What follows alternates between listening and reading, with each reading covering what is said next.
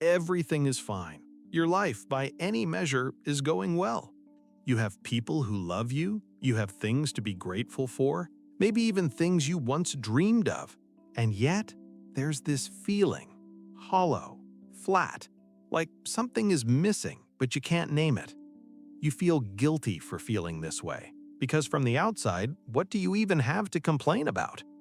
This video is about that feeling, what it actually is, where it comes from, and why it makes complete sense. The first thing to understand, this emptiness is not ingratitude. It is not depression, at least not always, and it is absolutely not a sign that something is wrong with you. What you're experiencing has a name. Psychologists call it existential emptiness, and it is one of the most commonly felt but least talked about human experiences. It affects high achievers, people in good relationships, people with full calendars and empty hearts. And here's what nobody tells you. It often appears precisely when life gets stable, because now there's nothing left to chase. To understand why this happens, we need to understand how the human brain processes meaning. Your brain has two separate reward systems. One is activated by achieving goals. It gives you dopamine, momentum, a sense of progress. The other is activated by meaning, by connection, purpose, and the sense that what you're doing actually matters. Most modern life is built entirely around the first system: achieve, optimize, perform, upgrade. But without the second, without real meaning, the dopamine hits fade faster and faster, and the emptiness grows.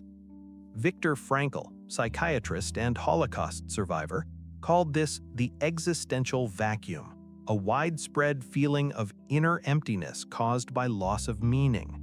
He believed it was the defining psychological challenge of modern life. That was 1946. It has only gotten more relevant. Neuroscience now confirms what Frankl described. Research shows that a life low in meaning activates the same stress pathways as physical fret. So what creates this emptiness in someone whose life looks whole from the outside?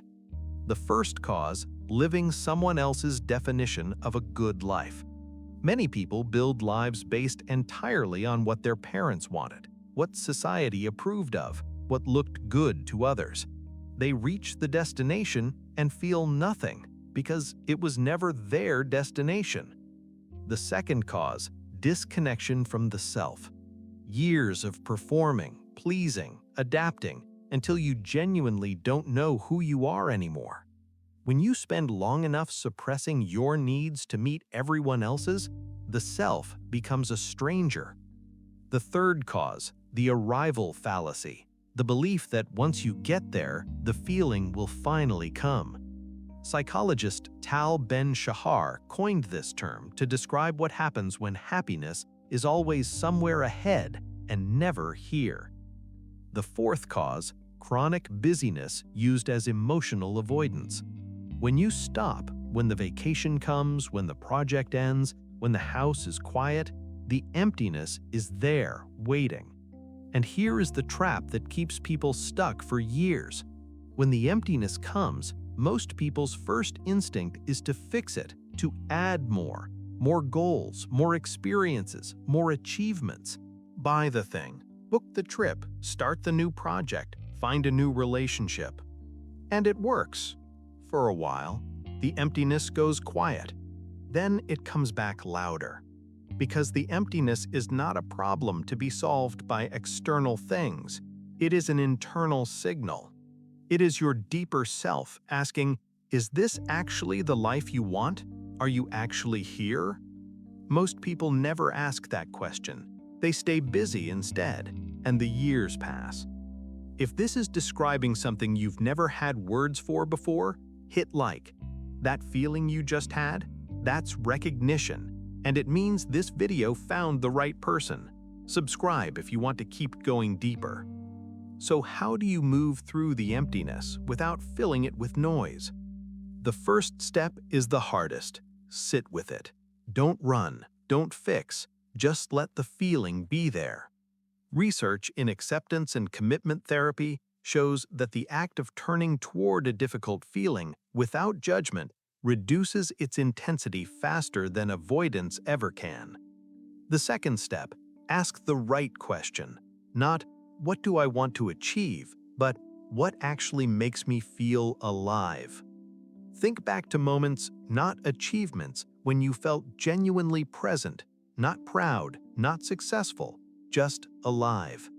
Those moments contain the data you need. They show you what your authentic life actually wants to look like. The third step, introduce one small act of genuine meaning per day. Not a grand life overhaul, not quitting your job, just one thing each day that connects you to something real.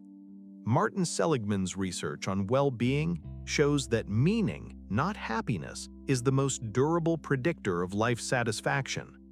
Happiness chased directly tends to disappear. Meaning lived daily tends to fill everything. The fourth step, and the most underrated, reconnect with your body. Existential emptiness lives in the mind, in abstraction, in thought, in what your life is supposed to look like. Movement, breath, nature, physical creation, these pull you out of concept and into experience, into presence, into now. I want to speak directly to you for a moment. If you've been carrying this feeling quietly, ashamed to admit it because your life looks fine from the outside, you are not alone, not even close. The emptiness is not evidence that you are broken. It is evidence that you are honest. It means something in you refuses to pretend, refuses to call a half-life a full one. That refusal is not your problem. That refusal is your compass. A full life is not a life that looks good in photographs. A full life is one where what you do each day is connected to something that matters to you. That's not a destination, it's a practice, a daily returning to yourself. The emptiness you feel is not the end of something.